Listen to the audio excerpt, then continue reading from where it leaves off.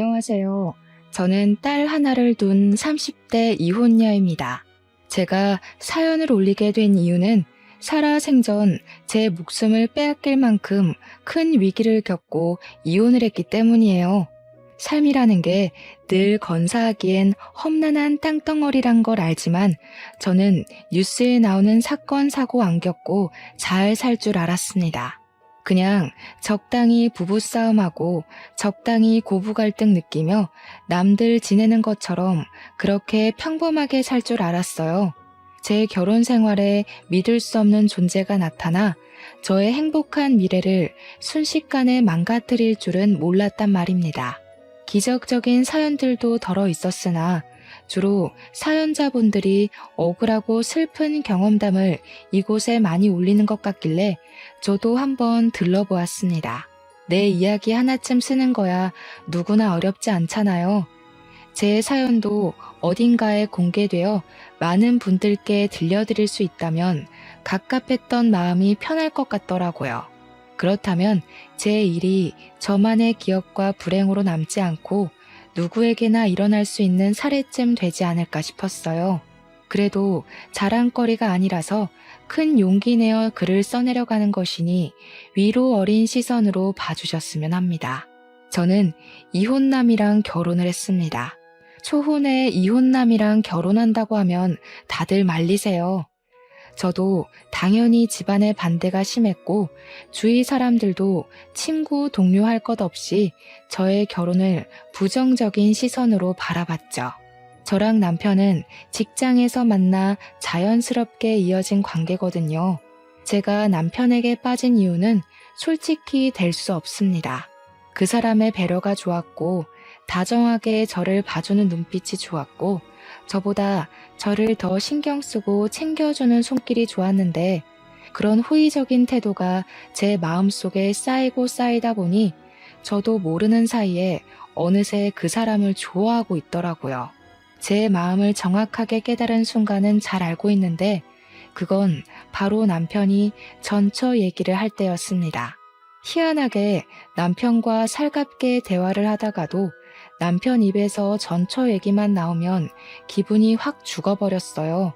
그때 제가 그 전처한테 질투를 느끼고 있다는 사실을 눈치챘고 남편을 좋아하고 있구나라는 걸 똑똑히 알 수 있는 부분이었습니다. 남편도 분명 저에게 호감이 있는 것 같은데 저한테 확실한 의사 표현은 하지 않더라고요. 아마 제가 초혼이기 때문에 자신의 존재가 괜히 제 앞길을 막는다고 생각했던 것 같아요. 남편이 그만큼 저를 신경 써주는 게 너무 제 눈에 보였고 저도 어느 순간부터 남편의 그런 태도를 신경 쓰다 보니까 어느새 깊어진 마음 때문에 제가 먼저 고백을 했습니다. 남편은 저를 감히 거절할 생각을 못하면서도 미안해했어요. 자기가 이혼남이라서 사과를 했고 제 연애사에 먹칠을 하는 것 같다며 사과를 했죠. 하지만 남편은 제게 오점이 되는 존재가 아니었습니다. 이혼한 게 어때서요?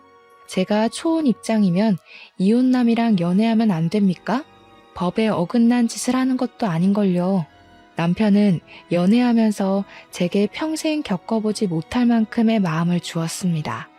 이런 건 이혼남이 아닌 미혼 남자친구한테서도 느껴보지 못했던 사랑이었어요. 그때만 해도 마음의 크기와 태도는 이혼을 했고 안 했고로 나눠지는 것이 아니라 그 사람의 됨됨이와 진실한 감정으로 만들어지는 거라고 생각했습니다. 저는 남편과 혼전 임신을 하게 되었어요. 어차피 저희가 결혼 전제를 생각하고 있던 터라 임신을 축복으로 생각했고 망설임 없이 바로 결혼식 날짜를 잡았죠. 남편이 다정했던 것만큼 시부모도 정말 자상하고 좋은 분들이었습니다. 저는 시집 잘 갔다는 생각을 했을 정도로 고생 없이 지냈어요.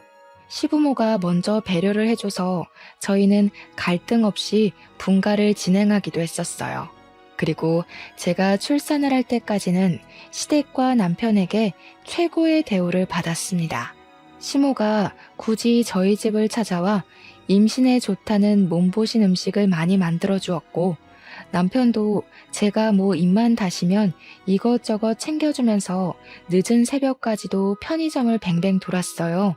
이런 집안을, 이런 남편을 누가 이혼 집안이라 욕을 하겠습니까? 초혼끼리 결혼을 한 제 친구들도 시댁이랑 남편한테 이런 대접은 못 받았답니다.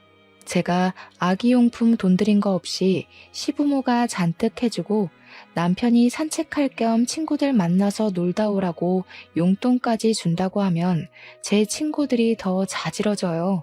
저 때문에 제 주변 사람들은 이혼한 사람들에 대한 편견이 조금 줄었었죠. 그야말로 저는 출산을 하기 전까지 최고로 행복한 며느리였고 최고로 사랑받는 아내였습니다. 하지만 역시 결혼이랑 풍습은 사람의 인간성을 제대로 밝혀주는 도구인 게 아닌가 싶어요. 다들 이혼을 하는 데는 그만한 이유가 있는 거라고 하잖아요. 물론 억울하게 이혼당한 멀쩡한 사람들이야 널려 있겠죠.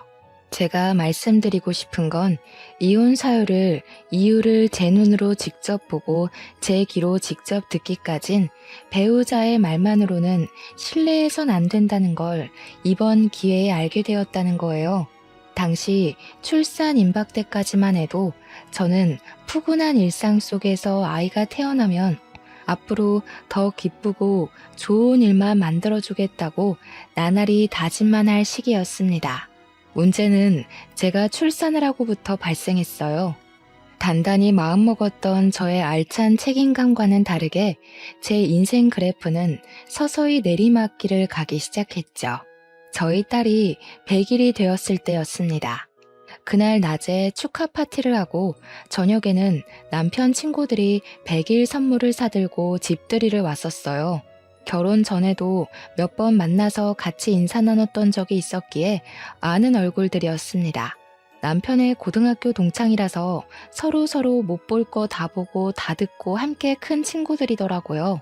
같이 어울려서 감사 인사를 전하고 싶었으나 저는 아기 때문에 간단한 술상을 차려주고 방에 들어와야 했습니다. 남편 친구들에게 받은 선물들을 풀어보며 딸에게 잘 어울리는 옷과 인형들을 가지고 제 아기랑 놀았어요. 그렇게 한 2-3시간이 지났을 겁니다.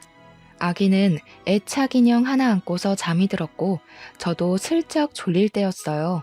갑자기 밖에서 남편의 큰 목소리가 "우리 와이프!" 하고 소리를 치는 겁니다. 수저로 상을 두들기는 것 같기도 했어요. 사람이 왜 내 얘기를 하는 것 같으면 그 호기심 못 참지 않습니까? 남편이 제 얘기를 뭐라고 할까 궁금한 마음에 잠이 깨더라고요. 슬쩍 몸을 일으켜 방문을 열어봤습니다. 와이프가 나한테 연락 왔더라니까. 지가 뭔데 우리 딸 100일을 축하해. 내 딸 태어난 그날에도 그년이 나한테 문자했는데 뭐라는지 아냐? 나 안 닮아서 다행이라더라. 아빠 잃게 될 텐데 아빠 닮으면 서럽지 않겠냐고. 미친 거 아니야? 남편이 자꾸 와이프 거리면서 친구들한테 하소연을 하는데 저뿐만 아니라 친구들도 남편이 말하는 대상을 헷갈려하는 것 같았습니다. 저는 당연히 와이프라 해서 제 이야기인 줄 알았으나 친구들이 와이프 누구를 말하는 거냐고 묻는 소리에 남편 대답을 듣고 좀 당황했어요. 아, 누구긴 누구야. 내 와이프 모르냐? 심수와 그년. 걔 때문에 내 인생이 성할 날이 없다. 무슨 나 못 잡아먹어서 죽은 귀신이 붙었나? 자기가 자기 발로 집 나가놓곤 이제 와서 누굴 탓하는 건지 모르겠다니까. 심수아? 제 이름은 김옥연입니다. 그러니까 남편이 여태 와이프라고 칭했던 사람은 전처라는 거겠죠. 그 순간 서운하고 기가 막혀서 방문을 닫아버렸는데 제가 좀 세게 닫아서 아마 밖에서 다 들었을 겁니다. 그렇잖아도 떠들썩하던 분위기가 순식간에 팍 조용해졌더라고요. 그러나 전처 얘기는 그날뿐만이 아니었어요.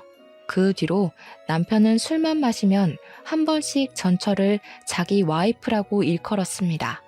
술 깨고 그 다음날 제가 그 사실을 콕 집어서 지적을 해주면 남편은 혼자 식겁해선 미안하다 사과하길 몇 번이나 반복했어요. 그러면서도 전혀 고쳐질 기미는 안 보였습니다. 당신 전처한테 미련 남았어? 내가 분명 조심해달라고 했잖아. 술 마실 때마다 같은 실수 반복하는 건 내 말을 귓등으로 듣는 거야? 아니면 전처가 그립기라도 한 거야? 무슨 그런 소리를 해. 나한테 전처는 끔찍한 존재, 그 이상도 이하도 아니야. 나한테는 과거 결혼 생활이 지옥이나 마찬가지였다고 했잖아. 내가 왜 자꾸 술 먹고 그러는지 모르겠지만 미안해. 근데 진짜 전처에 대한 마음은 이미 옛날부터 없었어. 제 대처법에 문제가 있는 건지 제가 계속 같은 말을 반복해야 하는 날이 늘어갔어요. 같은 문제로 서운함이 쌓이다 보니까 갈수록 더 심한 갈등이 생기더라고요. 그래서 남편이 먼저 다시는 술을 안 마시겠다고 다짐을 해줬고 그걸로 겨우 합의를 봤습니다.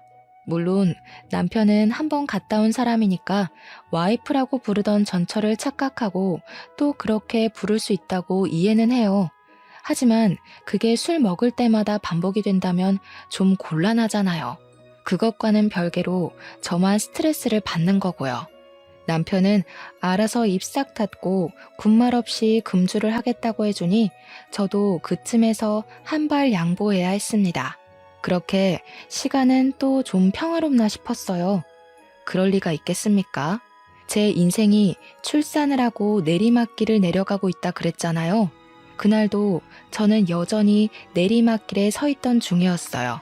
남편이 출근한 날 제가 아이를 유모차에 태우고 잠깐 산책을 나간 적이 있었습니다. 벤치에 앉아서 아이랑 놀고 있는데 어떤 여자가 제 옆에 착석하더라고요. 그분은 반려견 산책을 나왔는지 유모차에 강아지를 태우고 있었습니다. 우리 딸이 그 새끼 강아지가 인형인 줄 알고 만지고 싶어서 손을 조물락거리길래 저도 그 강아지를 아른 채 했어요. 와, 강아지가 너무 예쁘네요. 이 정도면 겨우 4개월 정도밖에 안 됐겠어요. 저희 애도 강아지를 되게 좋아해서 집에 강아지 인형이 많아요. 인형 같은 강아지가 움직이니까 우리 딸이 이렇게 좋아하네요. 네, 그래봤자 아이만큼 예쁠까요? 보니까 확실히 부인을 더 닮긴 했네요. 그래도 이렇게 잘 낳고 잘 살고 계신 것 보면 강량철 씨가 아이 지우란 소리는 안 했나 봐요? 어때요? 남편이 잘해줘요? 그 순간 그 장소는 산책길이 아니라 무슨 차가운 빙판길과도 같은 느낌이었습니다. 강영철은 제 남편 이름이에요. 낯선 여자 입에서 남편 이름이 나오자 저는 그 여자가 누군지 왠지 알 것 같더라고요. 강영철 씨 전처되는 사람이에요. 남편분께 제 이야기를 들었는지 모르겠지만 그 사람 말 웬만하면 믿고 거르는 게 좋을 거예요. 진실한 게 전혀 없는 사람이거든요. 역시나 그녀는 내 남편의 전처였던 겁니다. 어떻게 전처가 우리 아파트 산책길에 있는 건지도 궁금했지만 그보다 제 신경을 더 쓰이게 만들었던 건 전처가 뒤에 한 말들이었어요. 애가 곧 돌이죠? 저도 아들이 하나 있었는데 돌도 못 보내고 죽었어요. 강씨 집안 때문에 제 애가 제 명에 못 살고 안타깝게 떠나버렸죠. 그 집안에선 절대 아이 무사히 못 키워요.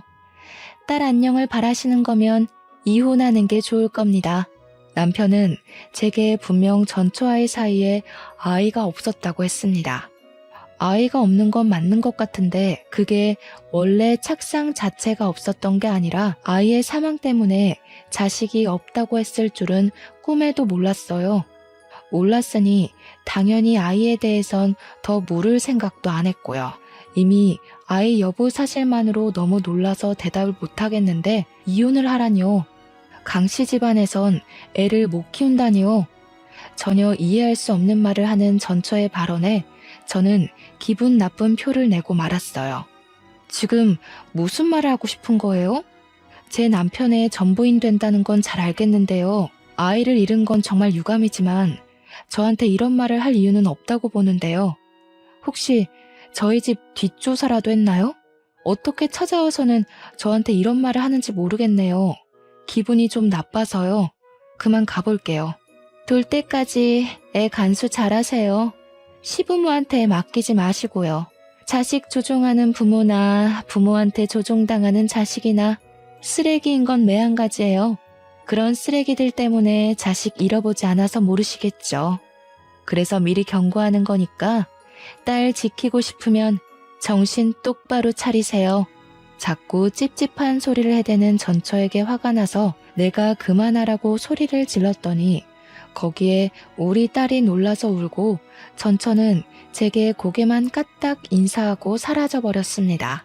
정말 어딘가 모르게 섬뜩하고 기분이 나쁜 여자였어요. 그 이후 저는 산책도 더 못하고 집에 돌아와 버렸고 그날 남편 퇴근하기만을 기다렸다가 전처에 대해 물어봤습니다. 도대체 그 사람 뭐야?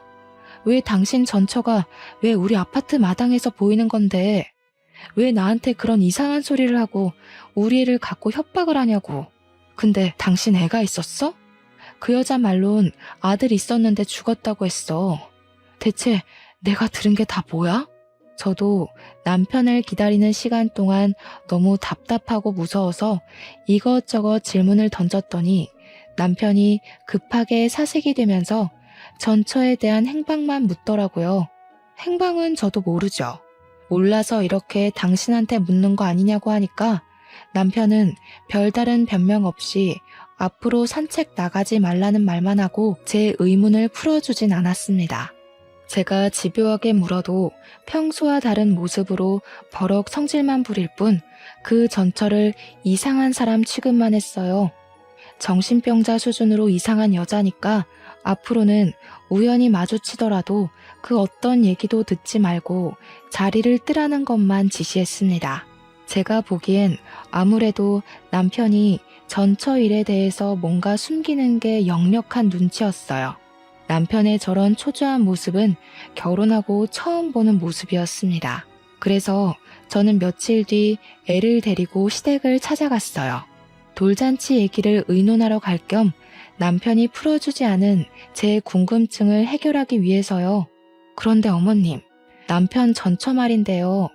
아이가 있었다고 들었는데 혹시 무슨 사고가 있었나요? 다른 건 아니고 얼마 전에 저희 아파트 앞에서 전처되는 분을 만났거든요. 어딘가 모르게 남편한테 앙금이 있는 것 같아 보여서요.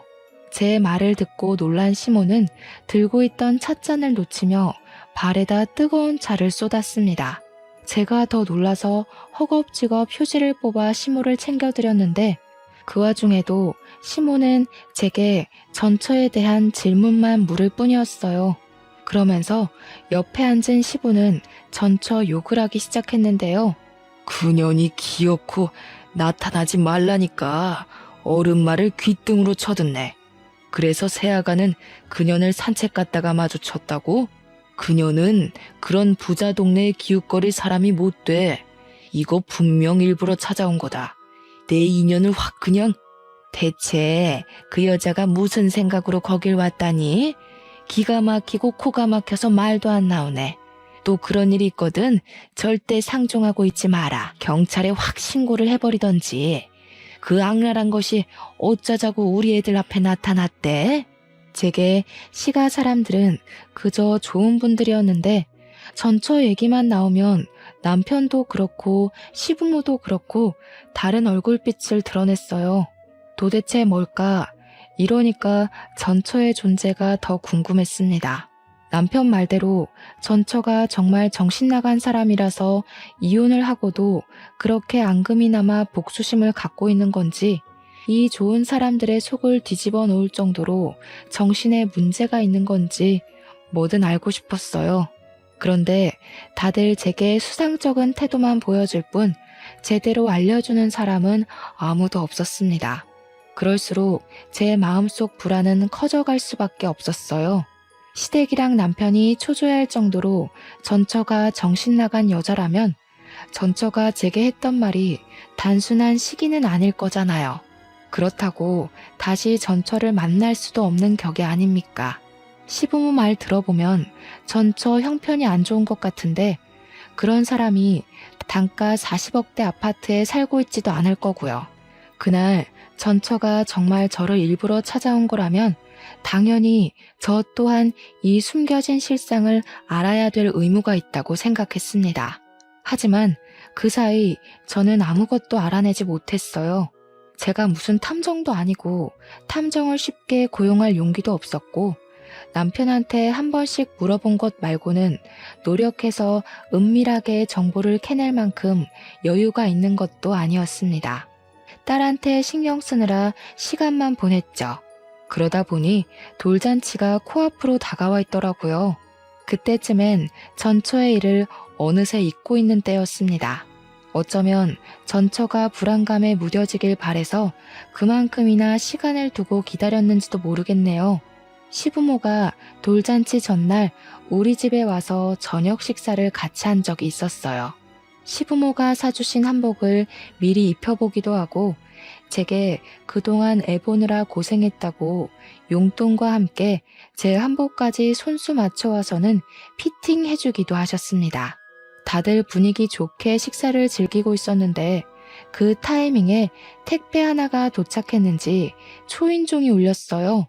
사실 당시 택배 올 게 없었던 걸로 기억을 해요.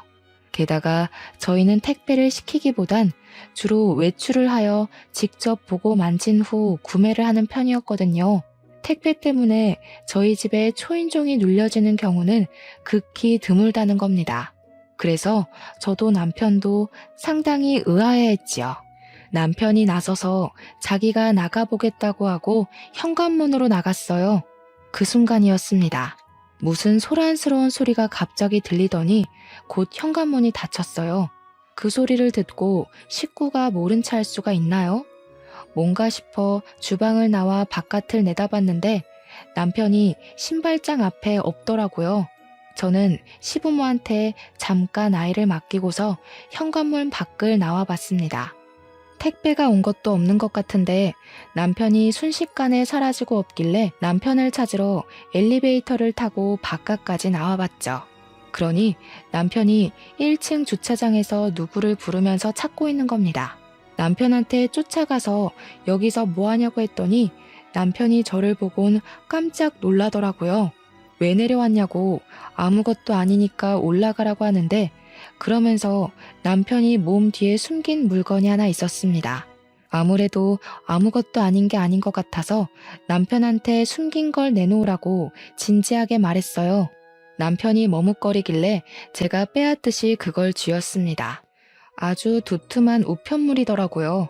그 안에는 웬 아기 사진들이 잔뜩 있었습니다. 당연히 저는 모르는 남아였는데 남편만 이 사진에 유독 민감한 반응을 하더라고요. 남편의 수상한 태도가 제게 답을 알려주었어요. 이 사진 속 아이가 남편과 전처의 아들이라는 걸 눈치챌 수 있었죠. 이게 뭐야? 그 여자가 보낸 거야? 대체 이 여자 뭐 하는 사람이야? 이게 지금 뭐 하자는 건데? 지난번에도 나한테 이상한 소리를 하더니 이젠 우리 집 주소까지 알아내서 이런 걸 보내? 이거 우리한테 의도적으로 접근하고 있는 거 아니야? 신경 쓰지 마. 애가 원래 좀 정신이 나갔다고 그랬잖아. 내가 다 해결할게. 부모님만 두고 내려오면 어떡해. 애 울면 어쩌려고. 금방 따라 올라갈 테니까 얼른 가. 이걸 어떻게 신경 안 써. 잊을만 하면 그 여자가 나타나서 스트레스 받게 하는데 하루 이틀도 아니고 무려 시간을 두고 계속 이러고 있잖아. 이 정도면 이거 문제 있어도 단단히 있는 거야. 혹시 뭐 캥기는 거 있어서 말 못하는 거니? 아무것도 아니라니까 그러네 자꾸. 전처 얘기가 우리 관계에 낄 이유가 없어서 쓸데없이 입 놀리기 싫은 거라니까. 제발 당신까지 나 열받게 좀 하지 마. 정작 열이 받는 건 저인데 남편은 저 때문에 더 머리 아프다고 짜증을 내고 있었습니다. 솔직히 답답한 건 제 입장이 더 그렇지 않을까요? 저는 아무것도 모른 채 제 딸로 협박 비슷한 걸 당했고 남편과 싸우고 시부모님을 괜히 의심했었습니다. 불안을 잊을만 하면 다시 전처의 존재가 등장해 상처난 곳을 또다시 헤집어 놓으니 저까지도 미치고 팔짝 뛸 노릇이었어요. 그리고 그때였습니다. 남편이랑 신경전을 벌이고 있던 그 순간 갑자기 아이 울음소리가 들렸는데 저는 엄마니까 본능적으로 느낄 수 있었어요. 바로 우리 딸 울음이라는 걸 말이죠. 딸 기척을 듣고는 소리 나는 쪽으로 당장 고개를 돌렸더니 충격적인 광경이 펼쳐져 있는 거 아니겠습니까? 우리 집 베란다 창문 밖으로 누군가가 제 딸을 떨어뜨리려고 하는 걸 보고 말았습니다. 너무 놀라서 저는 손을 벌벌 떨며 비명을 질렀습니다. 다리에 힘이 풀려 중심을 잃었고 저를 급히 부축하던 남편도 우리 딸이 처한 광경을 목격하곤 크게 언성을 높였어요. 남편이 쌍욕을 하면서 심수와 어쩌고 저쩌고 하는 것 보니 저게 전처의 짓이라는 걸 알 수 있었습니다. 남편은 제대로 일어서지 못하는 저를 두고 급히 집으로 뛰어들어갔어요. 저도 죽을 힘을 다해 남편 뒤를 따라갔죠. 저희 집은 겨우 4층에 위치해 있었습니다. 평소에는 금방금방 다니던 엘리베이터가 그날따라 너무 느리게만 느껴지더라고요. 1초가 지날 때마다 심장 박동이 미친 듯이 빨라지는데 딱 숨이 막히기 직전 엘리베이터 문이 열렸어요. 저는 내내 눈물로 범벅된 얼굴로 떨리는 가슴을 부여잡고서 발만 동동 구르다 내렸습니다. 집에 다급하게 도착했을 때는 이미 전처가 도망가고 난 후였고 딸은 시모 품에 안겨 있었어요. 저는 그 순간 시부모에게 애 맡기지 말라는 전처의 말이 떠올랐습니다. 어머님, 우리의 이리 주세요. 앞으로 우리 애한테 되도록 손대는 일 없도록 해주셨으면 해요. 오늘 배웅은 못 해드리겠네요. 안녕히 가세요. 저는 당장 시모 품에 있는 우리 딸을 빼앗았고 울고 있는 애를 꼭 안으면서 좀 전까지 놀랐던 마음을 진정시켰습니다. 시부모가 제 돌발 행동에 많이 충격받은 듯 했어요. 그러거나 말거나 저는 우리 딸 잃은 줄 알았던 마음 때문에 모든 게 너무 무서워서 방으로 들어가 버렸습니다. 그 이후는 남편이 대충 시부모 달래서 집에 보내는 것 같았어요. 당장 다음 날이 돌잔치였는데 이게 무슨 재앙인지 모르겠더라고요. 저는 그날 밤 남편을 원망하면서 내내 두려웠던 마음을 토로하며 목소리를 높였는데요. 나 더는 못 참아. 우리 애가 사고 날 뻔했어. 그런데도 당신이 나더러 상관없으니까 빠지라고 한다면 나 당신이랑 이혼할 거야. 그러니까 대체 뭐 때문에 전처가 아직도 이 난리인지 말해. 그 여자가 뭔데? 왜 우리 애한테 그런 짓을 하는 건데? 이유가 있을 거 아니야. 당신은 알잖아. 제가 너무 득달같이 달려들면서 서럽게 우니까 남편은 결국 과거의 일을 얘기해 주었습니다.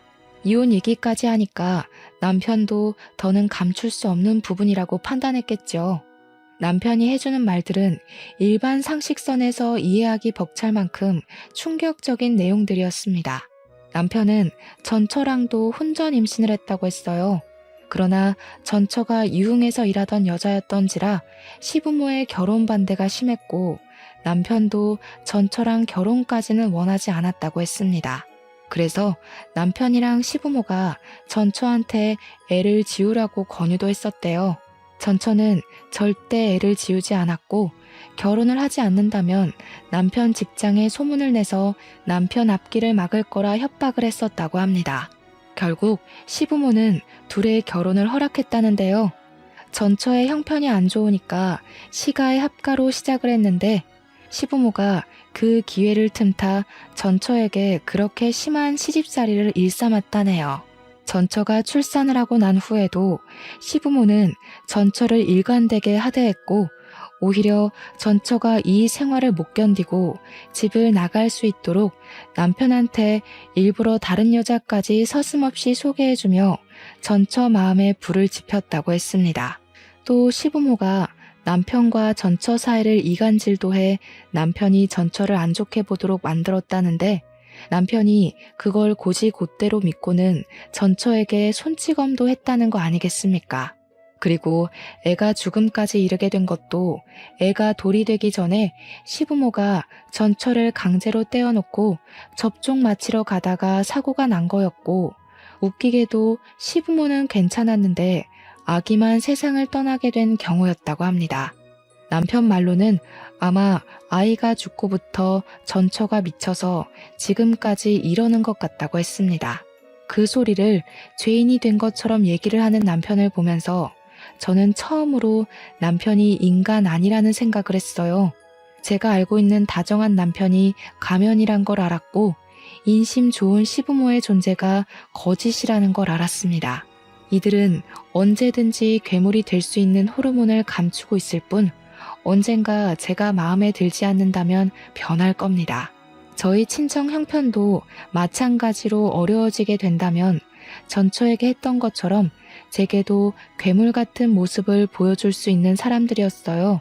결국 저는 남편의 되바라진 인격을 참지 못하고 뺨을 날렸습니다. 설마 우리 집이 넉넉하게 살아서 나한테 일부러 접근한 거였니?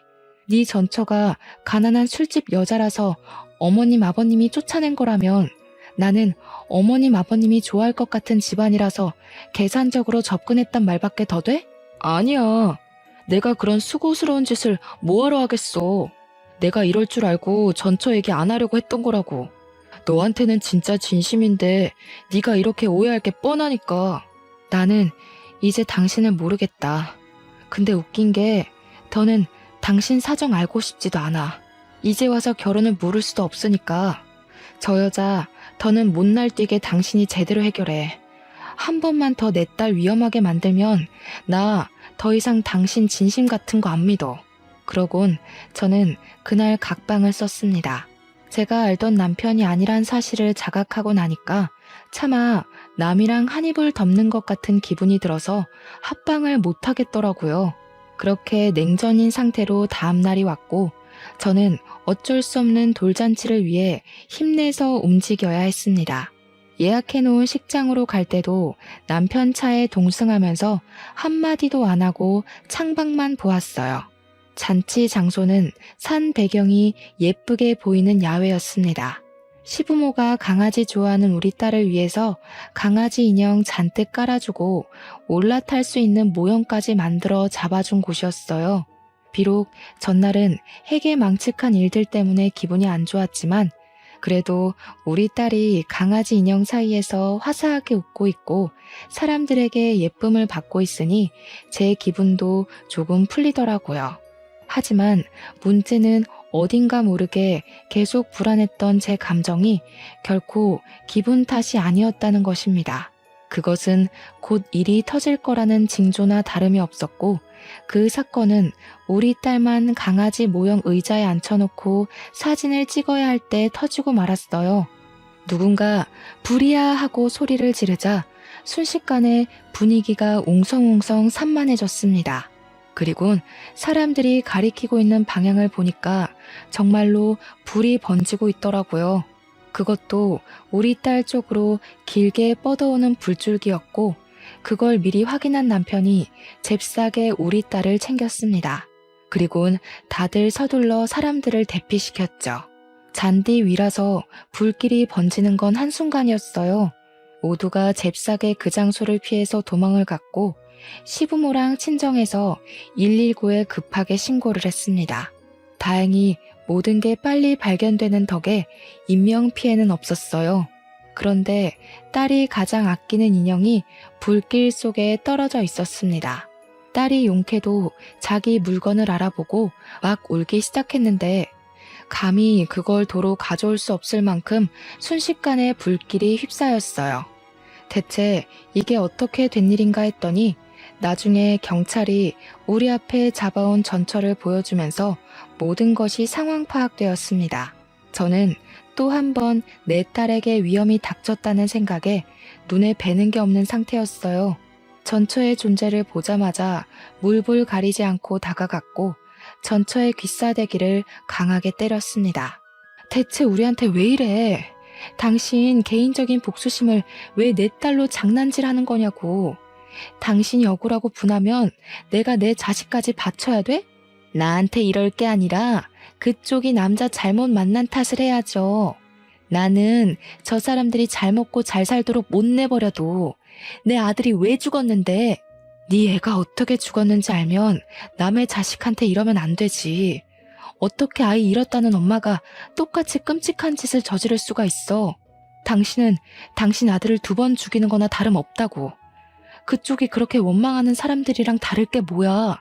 제가 울분을 토하며 고함을 지르자 전처는 자신의 잘못을 알고 눈물을 흘리면서도 시부모와 남편을 노려봤습니다. 그러면서 저들이 자신의 아이를 죽이고도 아무 일 없었던 척 행복한 게 너무 싫었고 목숨 걸고 복수를 하고 싶었다고 했어요. 그것에만 미쳐 있다 보니 죄 없는 내 생각까진 미처하지 못했다며 결국 미안하게 되었다고 사과를 했습니다. 전처의 마음을 아예 이해 못하는 게 아니라서 저도 속이 미어 터질 것 같았어요. 진짜 괴물은 전처가 아니라 시댁과 남편인데 이 사람들 때문에 전처도 괴물이 될 수밖에 없었다는 걸 알아서 이해해주고 싶었어요. 하지만 내 딸 생각하면 결코 용납할 수는 없는 짓이었죠. 그 사이에서 저는 그 누구에게도 원망하지 못해 감정조차 제대로 표출할 수가 없었습니다. 그러자 그때 시부모랑 남편이 뒤늦게 전처 앞에 와서 사죄를 하더라고요. 민재 어미야, 우리가 잘못했다. 그날 그건 정말 사고였어. 물론 우리가 민재를 억지로 떼놓은 건 용서받지 못할 실수였다는 거 그거 인정해. 그렇다고 죄 없는 내 손녀가 어른들 복수 때문에 피해보는 건 아니지 않니? 제발 그만해라. 너 때문에 우리 충분히 피말랐어. 그래, 복수를 할 거면 나한테 해. 네 눈에 띄지 않게 살려면 나 진짜 찍소리도 안 하고 얌전하게 지낼 수 있어. 그러니까 제발 내 딸은 건들지 마. 이렇게 부탁할게. 시부는 끝까지 전처를 외면하고 있었고 시모랑 남편이 나름 진심을 담아 사과를 했지만 저는 알고 있었습니다. 그것이 이미 늦은 용서인데다가 자기들이 살고자 하는 비굴함이라는 걸요.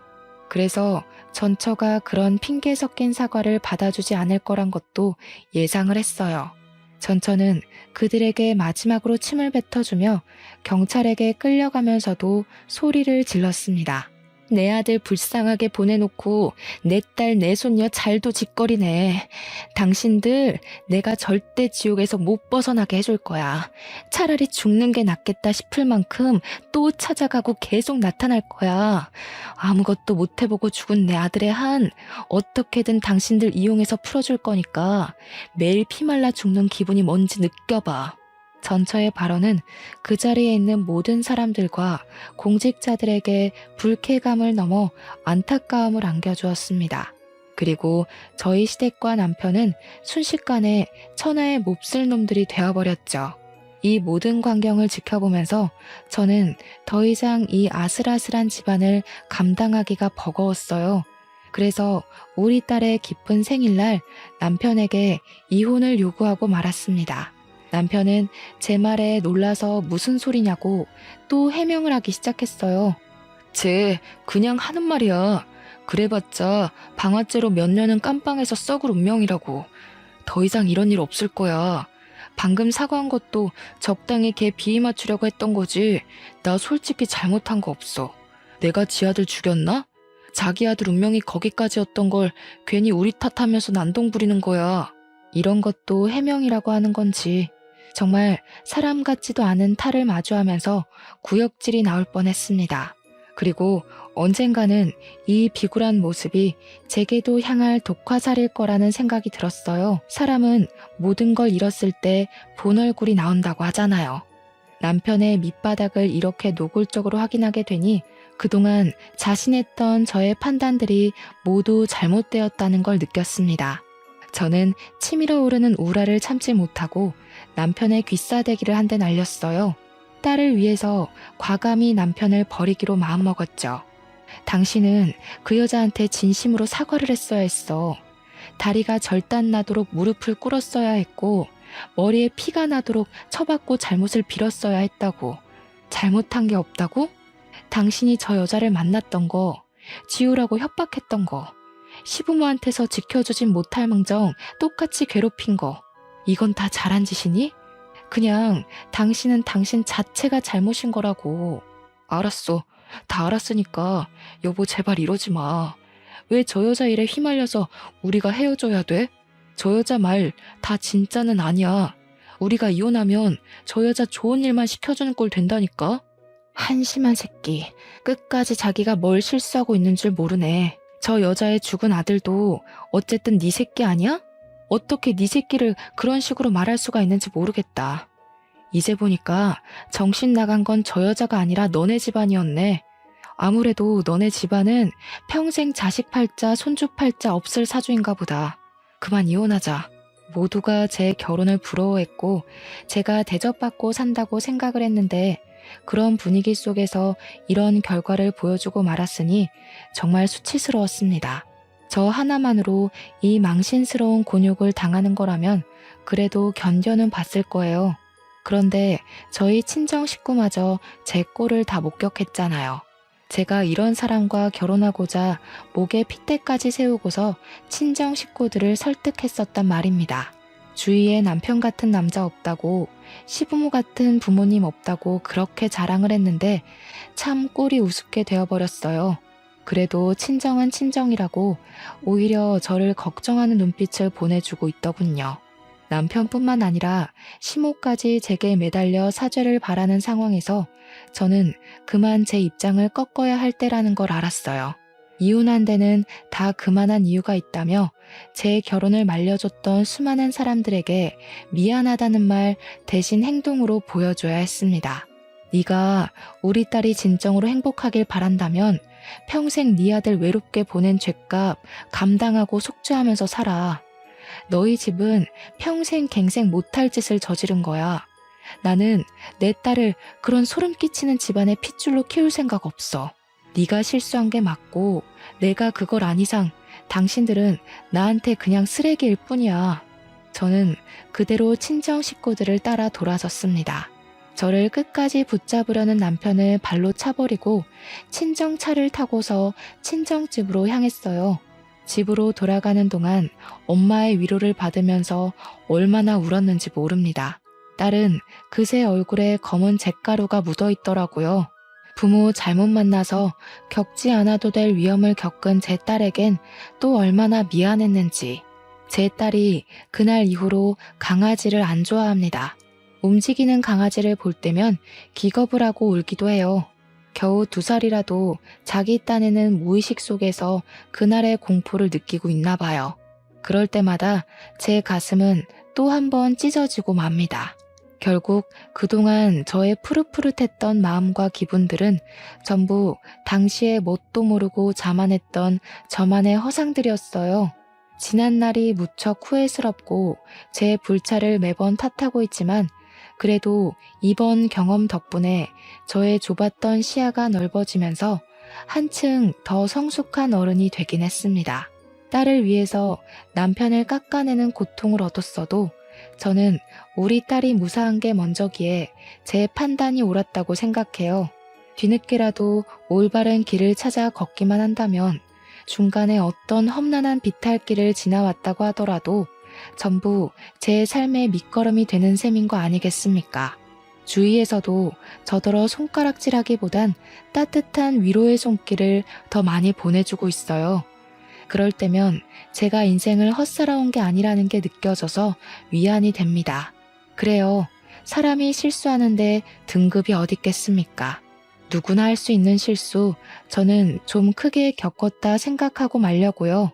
저는 더 단단해진 발바닥에 굳은 살을 달고서 우리 딸을 무사히 키워내기 위해 어떤 길이든 걸을 것이고 길을 잃더라도 반드시 바른 길을 다시 찾도록 노력하는 엄마가 될 겁니다. 전처는 현재 방화죄로 징역살이 중이라는데 아직 용기가 없어서 면회는 못 가봤지만 언제 한번 시간을 내서 들러볼까 해요. 다들 오지랖이라고 생각할 수 있겠으나 전처의 사정을 알고 있고 억울하게 죽은 아들을 잊지 못하는 엄마의 감정을 알 것만 같아서 그 사람이 계속 지옥에 살고 있는 게 마음에 걸리더라고요. 제가 뭘 어떻게 하겠다는 건 아니고 그냥 엄마 대 엄마로 한번 만나보고 싶을 뿐이네요. 물론 이마저도 언제 용기를 내서 다녀올진 잘 모르겠습니다. 아마 제가 마음의 정리를 끝내고 여유가 생긴다면 가능하지 않을까 싶어요. 아무튼 평범하게 살고 싶었던 평범한 애엄마의 하소연을 한번 써봤습니다. 다들 무탈하고 심심한 내 시간에 항상 감사하며 지내셨으면 좋겠어요. 우리는 불운을 운 좋게 비켜가고 있을 뿐 언제 어디서 불운이 닥칠지 모를 운명이라는 걸 기억하면서 말이죠. 제 사연은 여기서 마무리하겠습니다. 들어주셔서 감사합니다.